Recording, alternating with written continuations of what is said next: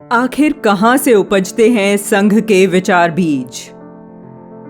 किस लक्ष्य पर टिका है इसका अस्तित्व? कौन सी अदृश्य डोर में गुथे हैं संघ के स्वयंसेवक? कौन सी शिक्षा मिलती है सुबह शाम चलने वाली संघ की शाखाओं में? किस विचार पर काम करते हैं ये लोग? प्रत्येक प्रश्न का उत्तर आरएसएस के वरिष्ठ प्रचारक दत्तोपंत ठेंगड़ी जी की जीवन शैली और विचारों में देखने को मिलता है। दत्तोपंत जी अत्यंत सरल, सहज स्वभाव वाले व्यक्ति रहे हैं। भारतीय मजदूर संघ शुरू हुआ, लोगों ने हमको कहा कि भाई आप क्या ट्रेड यूनियन में काम करेंगे, आप तो चालाकी करते नहीं, हथकंडे करते नहीं, तिकड़मबाजी करते नहीं, ऐसे भोले लोगों का काम नहीं। हमने कहा हम भोलापन नहीं रखते, हम दूसरे की तिकड़मबाजी नहीं चलने देंगे, लेकिन हम भी लो लेवल वाली ऐसी कोई तिकड़मबाजी की बात नहीं करेंगे। दत्तोपंत ठेंगड़ी का जन्म 10 नवंबर 1920 में महाराष्ट्र के वर्धा जनपद में हुआ था। वे जब आरएसएस के संपर्क में आए तो समाज के क्रांति दूत बन गए। उन्होंने प्रचारक होने के नाते विभिन्न क्षेत्रों की समस्याएं समझीं और उसमें सुधार लाने के लिए 3 संगठनों की नींव रखी। सर्वप्रथम वर्ष 1955 में भारतीय मजदूर संघ की स्थापना की। हमारी संस्कृति के अनुरूप खेती और किसान को मजबूत बनाने के लिए वर्ष 1979 में भारत किसान संघ को खड़ा किया।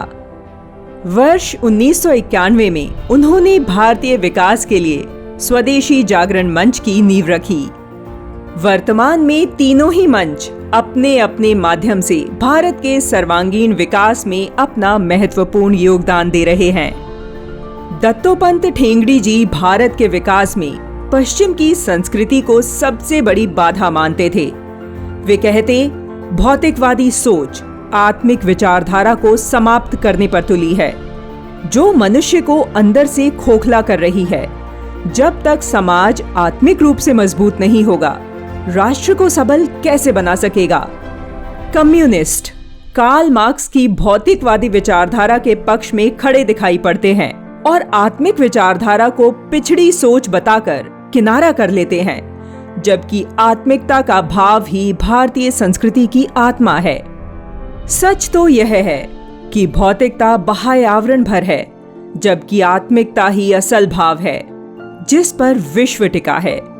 भौतिकतावादी विचारधारा के अनुसार बाहरी वातावरण से प्रभावित होकर मनुष्य के अंदर भाव बनते हैं, जबकि आत्मिक विचारधारा से तात्पर्य व्यक्ति के अंदर के भाव बाह्य वातावरण बनाते हैं।